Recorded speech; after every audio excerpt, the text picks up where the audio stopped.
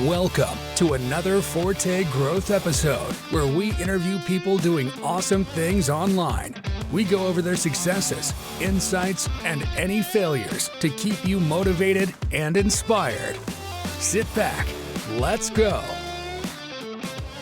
Welcome to the Forte Growth podcast. Today we're Jamie I.F. I'm sure he is no stranger to many of you, but today's podcast was an absolute banger. And we started with the spicy topic of his quote-unquote hate for Google. And we dive into his thoughts on SGE, all the new developments around that, what he thinks is going to happen in the near future and what he's doing about it.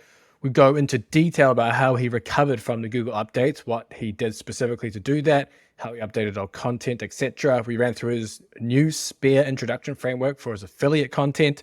So if you're not familiar with this old Spare framework, or you are, this is his new framework that he uses now that's much shorter and more concise to, I guess, go with the new 2023 way pages are ranking. And then we dive into what I found the most exciting was Etsy and how Jamie is starting to leverage Etsy for a range of different things, mainly to collect email addresses. He goes on about how easy Etsy is to crush. So if that sounds like something you want to get into, then definitely listen to this episode. And you will probably have a lot of shiny object syndrome after listening to this. So I am sorry about that. But in the meantime, make sure you check out forteanalytica.co.uk. That is the agency that will have all your various links, Harrow, guest posts, niches, etc. Jamie talks a little bit about it on the podcast too and the success he's had using these. So check that out as well. Everything will be down in the description, but sit back and enjoy. Welcome to the Forte Growth podcast. Today we have the man who has no last name still. I don't know when you're revealing that, but Jamie I.F. Welcome, Jamie. Thank you for having me. Yeah, 100k followers, I'll tell you what my last name is. And at 500k, I'll tell you what the IF stands for. So everyone follow me now because it's such important information that you really need in your lives. Perfect. Make sure you follow him on Twitter. But I think most people know about you and your background. You're a frequent guest on many podcasts, but maybe just update us with what you're up to now versus last time. Last time we chatted wasn't actually too long ago either on various podcasts, but what you're up to now versus maybe a year ago when people were viewing you on podcasts and following you. Yeah, so it's basically a year to the day since I started being on Twitter and stuff. And so that was the first one I did was Doug Cunnington's a year ago, basically literally to the day. And I just hit 30k in a month and I was like, wow, I think I can go on Twitter now. And still I wasn't sure if that's whatever the numbers are you're supposed to compare swords on or whatever, but we made 60 in July, so that's better than before. Even more relieving is that we got hit so badly in the last few months, literally so bad. So I was a Bing SEO for a few months because Google was not giving me any traffic for a while, but we seem to be getting traffic again now, just in time for SGE to come and take it all away again. So I am temporarily now back in the game. We're so back, you get me. So affiliate stuff, I do SaaS with Lasso now, a lot of affiliate sites, a couple other small projects and all that fun stuff. Awesome. Well, let's start off with a spicy topic and let's start with your hate for Google because your tweets, your tweets just go off on everything to do with Mr. John Mueller and everything Google related. So let's say your contempt or your pessimistic view of Google SGE. Does the new feature now when they're testing the links in there, does that satisfy you? What do you think happens in their future? Are you still pessimistic even though Google are now starting to put links next to, I guess, attributable text? Yeah, even with links, it's still going to be a big loss, right? It's just not as bad. I just want to be very clear before you get me in trouble and get my Google search console pure spam penalty across every domain on there. I'm not organized as well. All my stuff is on the same ones. If they find my GSC, I'm done for.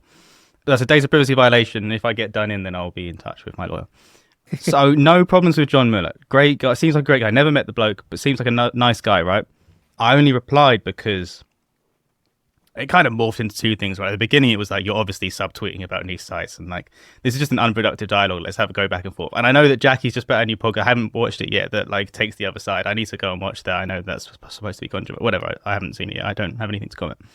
But it's two things, right? You can be snarky and honest with like what's going to happen, expectations, how many agencies are going to have to let go of their staff because clicks are going to go down, so budgets for SEO is going to go down, and whatever else. Or you can like be not snarky and hide what's going to happen. But you can't be snarky and hide what's going to happen. Like you can't like shit on new sites for existing whilst also like not being communicative as to what to expect with SEO as a whole, right? Because it's also annoying, right? Like there's this weird like antagonistic thing on both sides, it seems, but there's a condescension from in-house people on like this sort of like the knee site stuff, which I picked up from John, and then there's also like the conflation of this is what I think the MO from Google is, and I'm going to get so bad from I can't believe you've baited me into saying this. This is what I think John Muller's like what he's been told or what his MO is, and we'll come to SGE and them adding links in a second because it's relevant and I predicted it. He needs to be, if you're Google and you want to get this in for whatever reason, I don't think they should, but they are. You want to get SGE in. Once you get AI in search in a way that's like completely game changing, you can't go back. Pandora's box has been opened, right? And we all know that. You can't just go back because you've experienced it now and you know what it's like. Even if it's like terrible for publishers, and then like it's really difficult to get them to wheel it back, and so all you can do is compromise, which is what we're seeing with like some links being added into SGE now.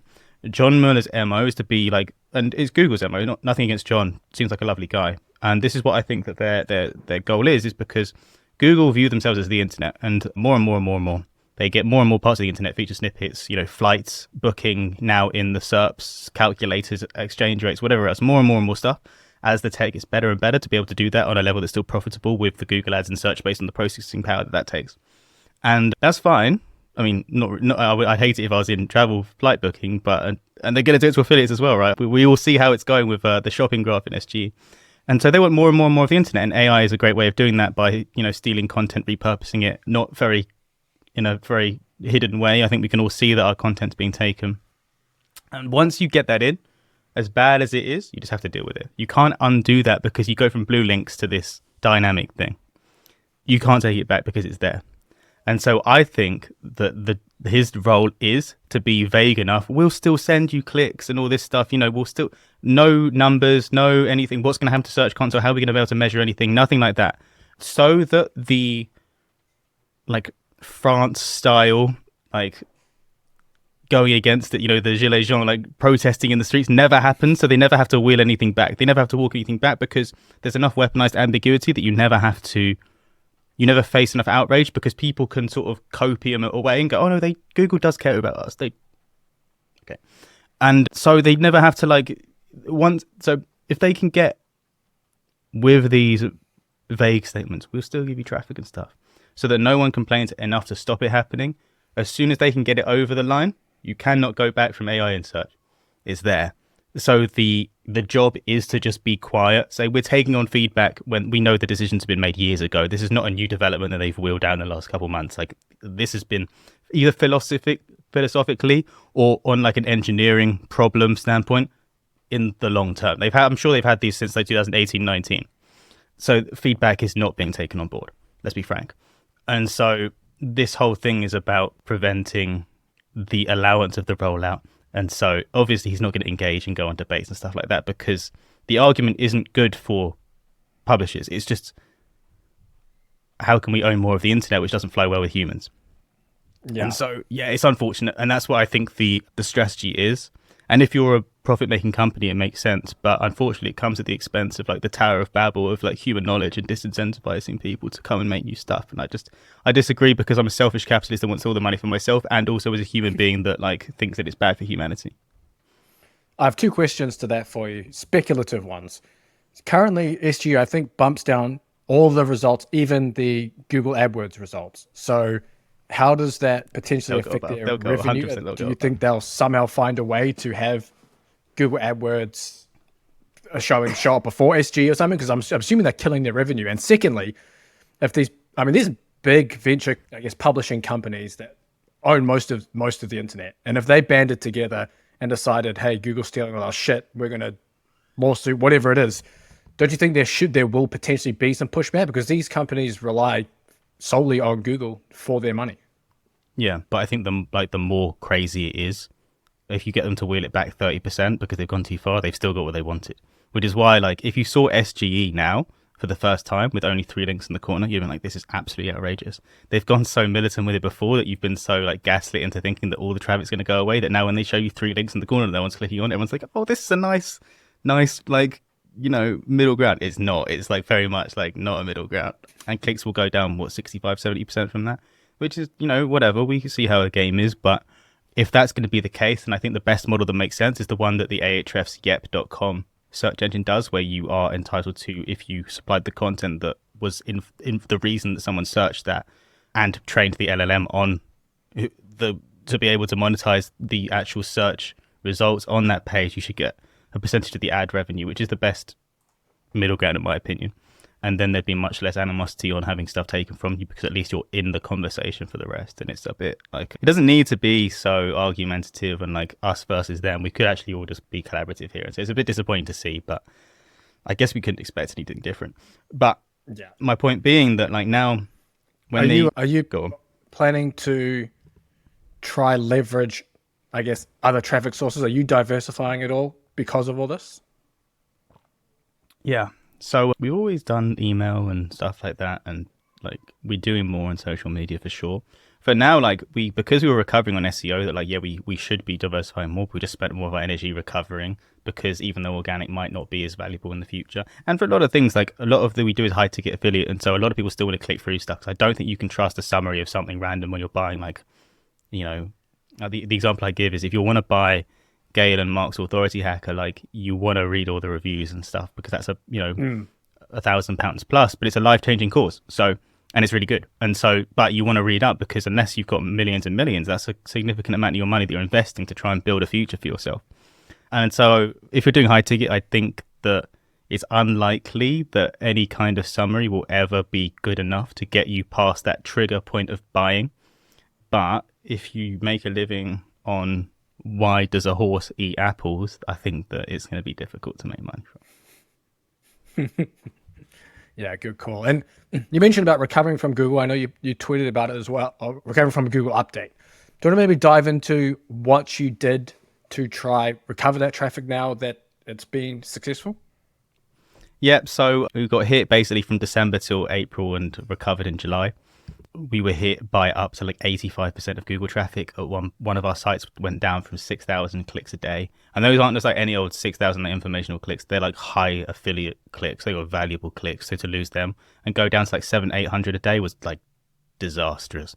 Back up to like 4K a day now, which I'm super happy with, but it's not the same. We got hit because of both helpful content, link spam, and reviews. So it was quite the trifecta. Like everything that we could have done wrong, we could have done wrong. Right? But it's ironic because there's a lot of really high points in our sites, but they were weighed down by the low points. And so the first thing we did was look at we had a bloated index, and I'm very much a proponent of like the cleanest index theory that I follow and subscribe to Thomas Jepson's philosophy on. And I think that he's a really like good person to listen to on his priorities of like keeping a really clean index and like getting or no indexing things that shouldn't be indexed and deleting things that don't serve a purpose. Obviously, if you're a brand, so what do you know indexing? But before going on there, what do you know indexing in that instance? No indexed all sponsored posts that have been out for 6 months that are around events that aren't relevant anymore, but we need to like keep them up anyway, where they just don't get traffic and no one's searching for them. They're not relevant anymore. Deleting rather than just no indexing, and then 301ing anything that the search criteria to identify the potential pages was under 10 keywords. Once we had a look at those, that was 23% of the index or something, I can't remember. And that from there, it was just a subjective look of, do we think this is good? Do we think this is bad? Is it there because it's a key piece of the topical map, but you'll never rank for it because it's like, what is a laptop, for example? Like you're not going to rank for it, but it's a key like spoke in like you being a trustworthy information source.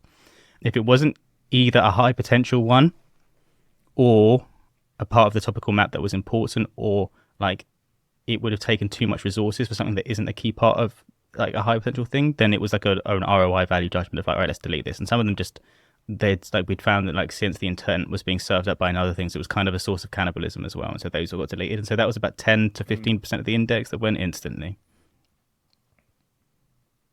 Gotcha. All right. And then carrying on what you were saying around what else you were doing to recover from the update.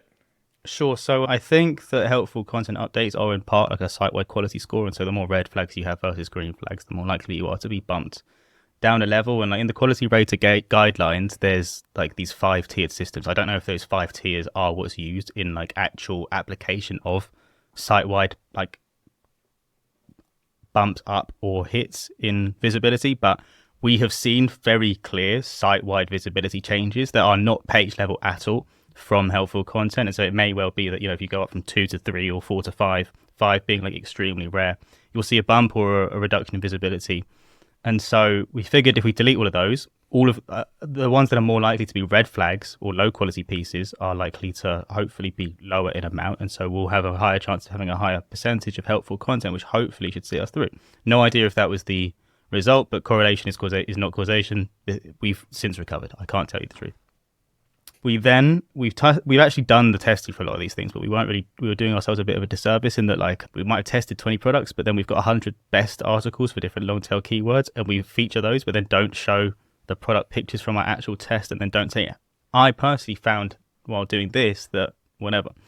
And so it was a case of rewriting like 170 mini product reviews for, you know, 60, 70 different articles that had like 2 or 3 of these things that we'd tested in the first person with all the images in there, which can take like 30, 45 minutes, even if they're only 250 words each, just because like it's the psychology in there of like getting it right, of like to make sure that we're like really trying to hammer home the sale for that specific segment within that particular long tail keyword. So it requires like really thinking about the position that someone's in to buy each thing based on the product, based on the keyword and whatever else. And so we haven't finished all of that yet. We finished it all on one of our sites. The other one, we've still got like 70 odd mini reviews to do based on stuff that we've tested. So more first person, more images. Generally, like our affiliate stuff was pretty strong because I'd focused on it, but a lot of the informational stuff, even if it was like 18 to 24 months old, had just been left and not like gone over again. And so not only was it like not written as well, because if I wrote it, I wasn't as good as a writer then. If I outsourced it or like managed it from one of our writers, I wasn't as good a content manager then. And the meta was just like not the 2023 answer like right away in the first paragraph sort of stuff. We were still like a lot of these ones. It was like, okay, well, these higher DR sites have 2,000 words, so we'll do 2,500. Whereas that's very much not the meta now in 2023. And so it was a lot of like condensing, a lot of like move, like in the page experience guidelines talk about make sure the main content is as high as possible, making sure that the main answer was right there quickly to be as helpful as possible and win on, because a lot of the informational stuff we were improving, like it wasn't, we won't get our money back on this. It's purely just to recover the site so that the affiliate stuff can make money. So it was just, how can we get this stuff high enough to then boost the rest of the site? So it was mainly index clearing, improving real life images, and main content higher. Nice. And then I know you've recently updated your Spear introduction framework. Do you want to maybe go over that? Because I'm assuming that's part of your, I guess, content updating.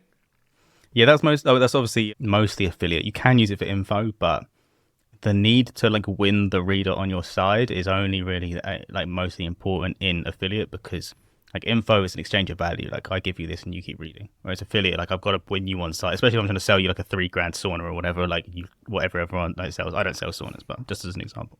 Dude, saunas is a pretty high ticket niche too. But I don't know how many people buy saunas online. Maybe. I'm going to do the keyword research after this now and see if I can get into the sauna game. I hope people are drop shipping them in a big way. Do it. Yeah. Really? Dude, I know, I think Barbie sells a shit ton of them. And I was looking at doing a sauna site a couple of years ago. I was looking at keyword research and there wasn't too much ranking, but I'm pretty sure now with the whole trend of saunas and ice baths and shit, there must be so many sites covering it now. Yeah, I bet it is getting there. Especially, I bet there's so much profit on them. I bet it doesn't cost that much to make them, but they sell for a lot. Yeah, should you? Yeah. Oh, Gareth says, so he's actually in the audience right now. Gareth is the owner of Forte Analytica and the Forte podcast, but he says he used to be in the sauna and hot tub niche. So there you go. There you go. We have some first-hand insight. But carry on with your Spear framework. I'm going to come back to some of this as well. Sure. So I will publish this properly, but here's like how we do it now. So it used to be, well, it's still the same exact things of the SPE, A&R, but now like you've just got to get into it quicker. You don't have time to be more flamboyant with the language. You just got to go straight and be more functional while still building a rapport. So the first sentence, still get the main keyword in there, summarize it and make people think, yes, this person understands me. If there's any specifics for that keyword that someone has a pain point subconsciously, I call it the micro intent Like if someone searches best cheap something, they are risk averse. They don't want to spend, but it's best cheap doesn't mean cheap. It means reliable and of comparable quality. So I don't have to buy low and buy twice. So you say something that like makes them feel at home. So if you're looking for the best cheap vacuums, but you don't want something, but you want to still be able to clean your pet's hair up off the carpet so you're not left embarrassed when your friends come, whatever it is, play off the micro intent, the deep psychological need of that in the first, but much shorter than I first pitched it when I did the Spear framework, because the meta has simply changed. And Google don't allow you to like be flowery and not get to the point and not like be super relevant from the get-go now. The first sentence, paragraph thing is simply immediately show that you know what you're doing. That person thinks, yes, this person understands me. And then you've built the rapport because you've given them a scenario, whatever that be, that makes them feel comfortable. You've brought that anxiety down and you build that, you're now more engaged in a dialogue. No PAS, no anything else, no AIDA, just straight that paragraph. None of these other frameworks because they take too long, like Spear did. Then, but the rapport and element of like search intent and user intent is still in there. Second paragraph is straight. Based on my tests, my personal opinion is that X is the best. This is because it's got the best speed. It's lighter than all of the other things, unless you want to pay twice the price. And whatever the kicker is. That's the second paragraph.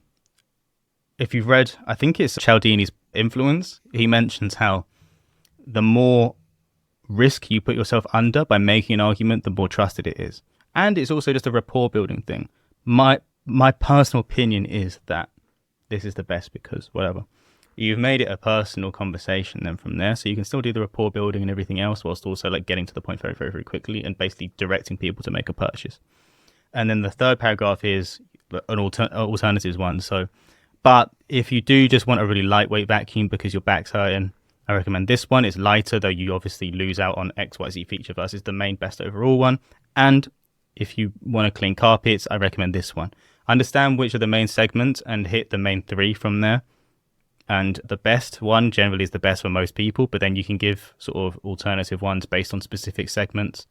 The more long tail the keyword, the fewer segments, because if someone says best vacuums for carpets are under $350, then like it's a pretty refined thing and you have less different segments with which to give people different stuff on. But for just best vacuums, you've got a lot more segments, so you have a harder work in funneling people down to which one best suits them.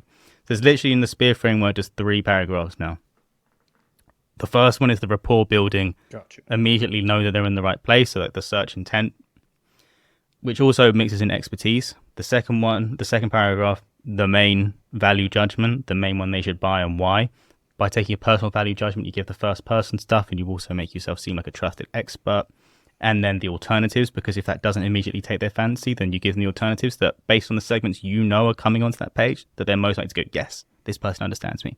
And then immediately after that, you can have like the top 3 picks in like I use Lasso, but anyone else can use something else. So then like visually broadcast those things with an attractive affiliate display. And then you should make 50-60% of your sales from that intro. Oh, yeah. That's nice. I like that.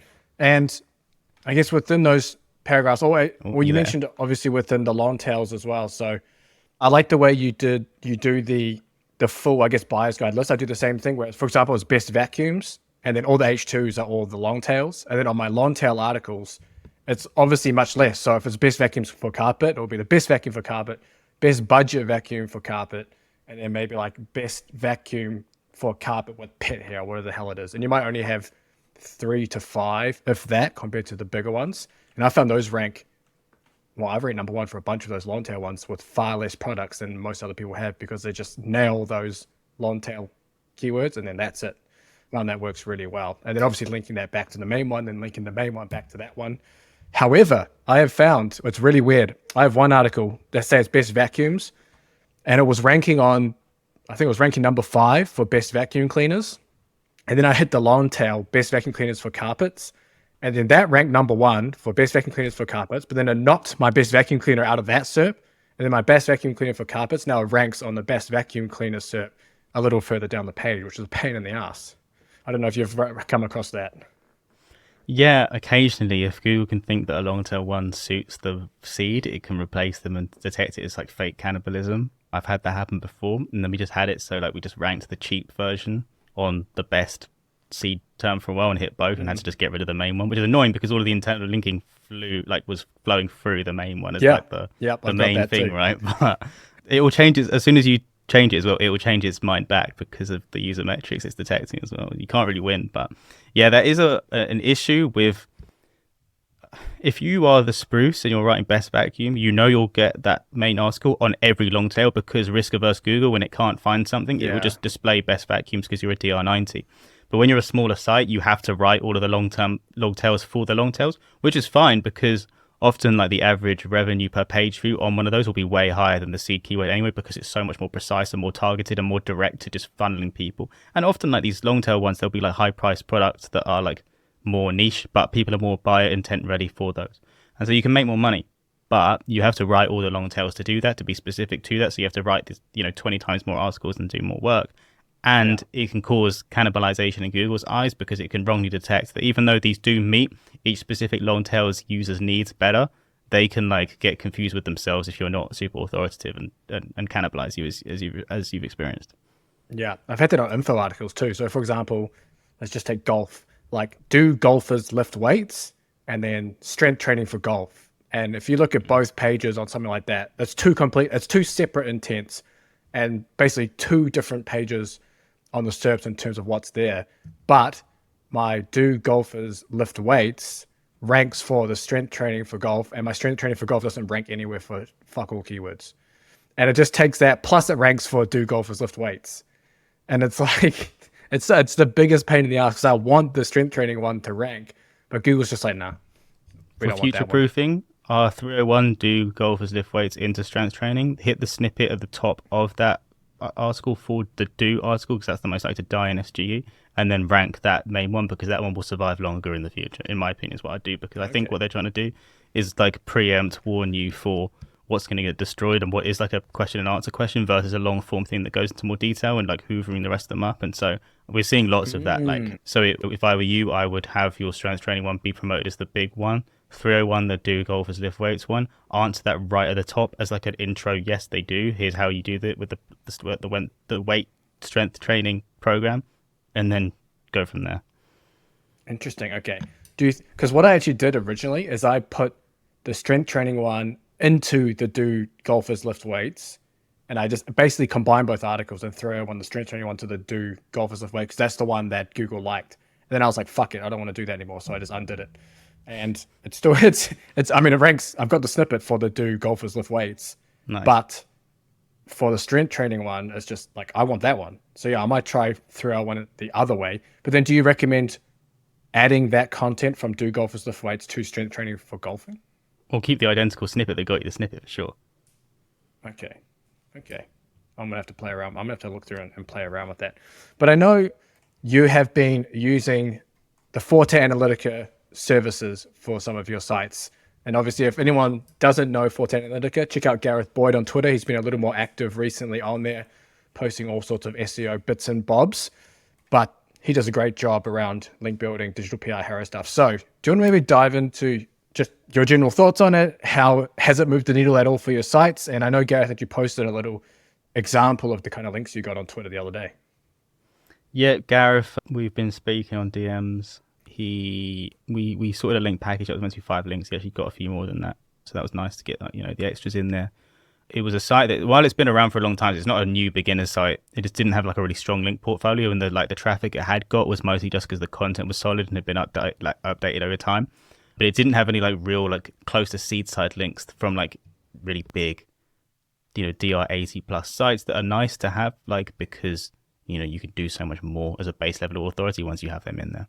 And so, Gareth got a bunch of those in from fairly niche, relevant like pages on these large sites, and obviously that'll carry more weight than a generalist one. Yeah, over delivered on the number of links. I'm happy with that. It did coincide with traffic going up. It seems to be partially reviews update because we had really tested stuff, and also the links propelling us to for some of them, like for example, like we'd rank really well for some, but we'd have trouble getting indexed for some. It'd just not be top 100, even though we had really good content. Now we don't have those problems anymore. We're just being given that base weight of authority. So we're just a more heavier entity in Google's mind. So we can instantly be put, like for some of these lower traffic versus articles that like are difficult sometimes to get indexed on a new site, we just get straight in at number 2 now. And so we feel like a heavier thing that carries more weight in the SERPs now. That's perfect. If anyone's interested, just hit Gareth up on Twitter, or forteanalytica.co.uk is where you can go as well. But yeah, there's a bunch of different packages on there regarding heraldings, digital PR stuff, even just niche edits and guest posts and things like that to basically help you with your sites. So you don't have to spend the time doing it yourself. All right. And I want to actually dive into as well, Jamie, you have more monetization, I guess, methods and strategies than just affiliate. And I know one of them you've recently been doing is Etsy. And I don't know why, but Etsy just, to me, seems like a shiny object syndrome in my head for me, because I just love shiny objects and I'd love to go down that road. So I want to know more about it. So what the hell are you doing on Etsy? What the hell are you selling? And why use Etsy over, I don't know, your own shopping cart? I'm going to give you the proper alpha here. I'm not going to tell you all of it, but I'm going to tell you some of it.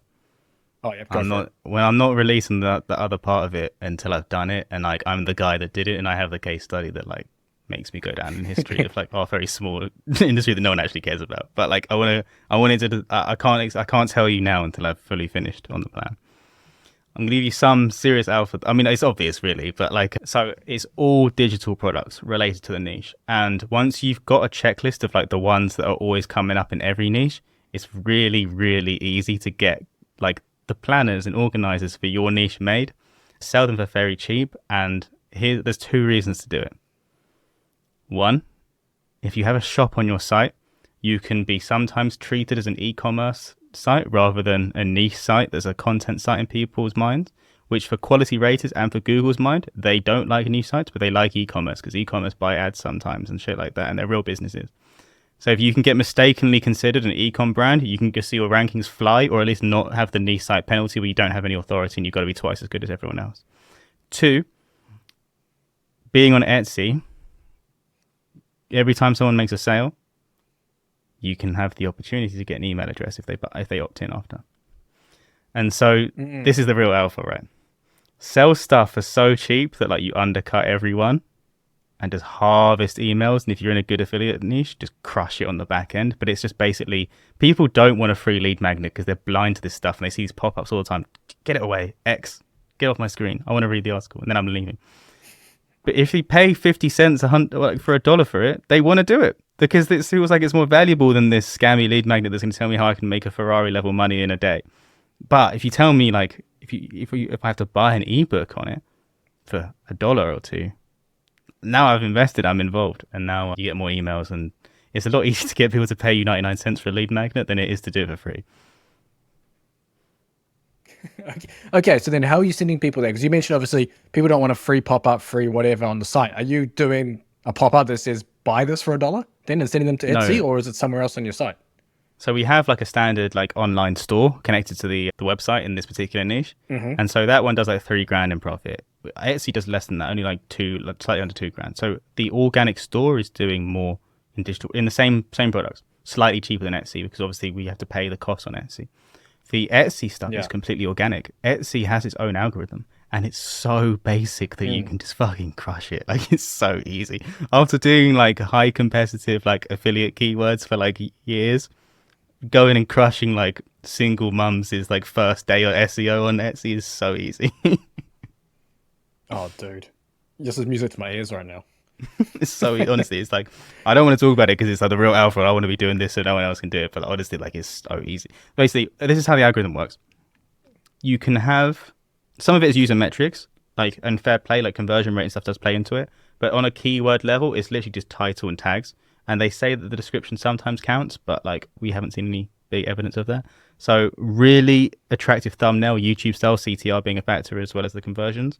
And then there's a video online, which I can send you afterwards if you want to add it to the description. It's the Etsy video, wherein you can publish the same product under multiple different names, one a day. Because if you publish a new product once a day, you are seen as a fresh store, even if it's like the same stuff, basically. And you can publish, like, if you can find, like, based on like rearranging the tags and using slightly different variations of stuff, publish the same thing or similar things in the same way, or jostle it around so you get the most amount of like discoverable keywords and tags in the same thing. You can just keep publishing every day, get your freshness bonuses.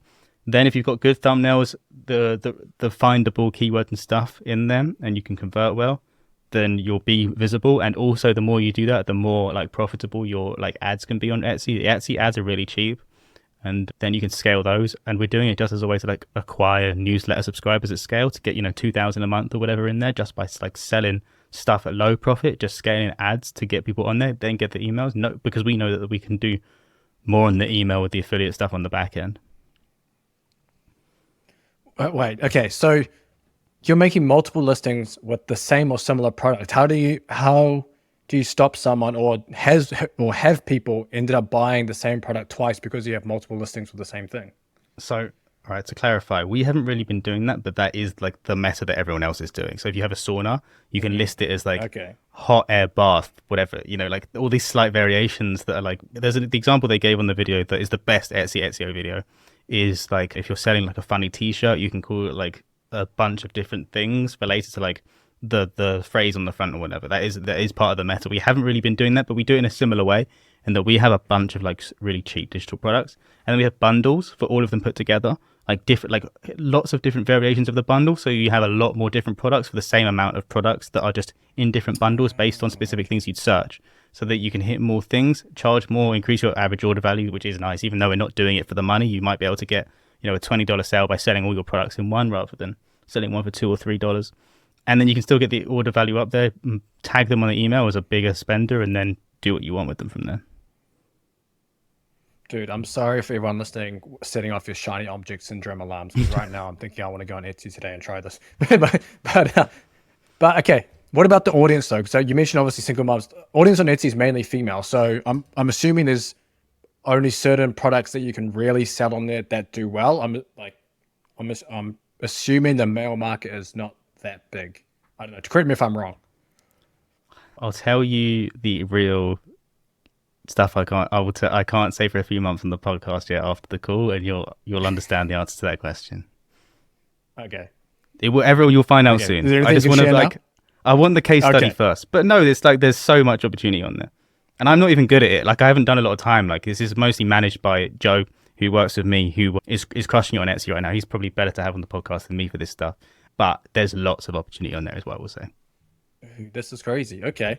So you're basically just optimizing keyword-rich titles, tags, and then optimizing images. So it's basically like YouTube, but on Etsy. Is that what you're trying to say? And the description is important. Not they've said you can read their documentation. They're pretty open about it compared to like Google's algorithm, saying the description can be taken into account. I believe it may have changed in the last few months, but it was like maybe, but mostly no.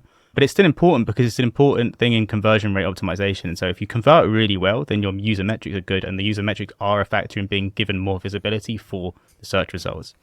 Also, things like you'd have to assume that if you have the star seller badge and loads of really good ratings, you'd be put higher. But I haven't done the research. But we are a star seller now, so hopefully we start seeing more sales from just like the badge and stuff. Okay. Are you currently buying ads? And if so, what are you typically paying per conversion? I'm assuming you pay by conversion or click. I've only seen and remembered stats for the ROAS, and we just ran it for everything. And then anything that didn't deliver 1.5x, we turned off and then scaled the ones that were doing well, and gradually see a little bit of a tail off. But I'm fine going like net even just to get like 500 more emails a month. Okay. And I know, wasn't Etsy supposed to be a platform for people to sell like their own handmade arts and crafts and shit like that? Aren't there rules around things you can and can't sell, and you can potentially get limited or banned? I've seen people get banned for selling knives before. I don't sell knives though. Okay, so you can sell anything. Thankfully. No, it's just digital products, right? But I think it's very much more corporate than it used to be. There's some crushes on there. Like you go and you see the average order of their prices, and like the fact that they've got like 100,000 reviews. You're like, okay, you're doing $1 million a year. I see you. That's pretty cool.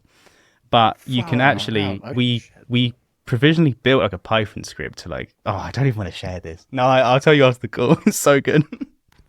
I'll tell everyone soon. I'm pulling it out of you. It yet. Yeah. Okay. we will revisit that. Maybe we'll bring you back on to share it once you've done the case study, and we'll just go full Etsy. Maybe we'll bring your business partner on too. We can just go a full Etsy breakdown, because it's super interesting stuff. Like, to be able to use it as essentially a email capture funnel while making money on a completely different traffic source that's not reliant on your website because it's organic through Etsy. It's just like, it's almost like going the Amazon Kindle route, right? Like creating a cheap Amazon Kindle book, trying to pump that, and then using that to potentially gather leads if they maybe have an opt-in URL within the book and they opted on your site and things like that. So those, I mean, it's just all different ways to get leads and traffic that are relatively cheap. Yeah, and just to say, I'm not like good at Etsy. There are some people that are absolutely like doing like 100k months and stuff. Usually drop shipping, which is like I think it's you have to skirt around the rules. I'm not sure I don't think you're really allowed to do that. We've never really drop shipped, so like the revenues aren't high, but because it's just pure profit, it's digital products, like, and you can get these things made for like a $5, or ChatGPT can make a lot of them, depending on what you're doing, right? So there's money there and there's profit there, and it's a good little fun side hustle. Yeah, I can see. When you're selling these digital products, does Etsy then deliver them automatically for you? And then to get the emails, are you just using like a Zapier automation to send it to your email marketing platform? Collecting emails is easy. You can like collect it easily from there, and the delivery is like Etsy has stuff that helps you deliver them. But some people are just dumb and can't get it, and so like you get people that are like, I bought this thing, like, I can't get it. You have to like there's customer service in there from people that don't know how to work simple things. There is a time sink, but you can have, I believe you can have post-purchase things that have like mini guides for how to redeem it for anyone that can't figure out the basics of a computer. But there's still people that don't get it, like 1 in 6 or 7. Interesting. Okay. All right. And let's wrap this up. We're having some technical difficulties here. So Jamie can't share everything. I'm going to pull it out of him, and he's going to ruin his whole Etsy campaign. But where can people find you, follow you, Jamie, see what you're up to, follow along with this Etsy journey? Yeah. I mean, maybe I should tweet about it, but I don't really talk about Etsy. Yes. Do it.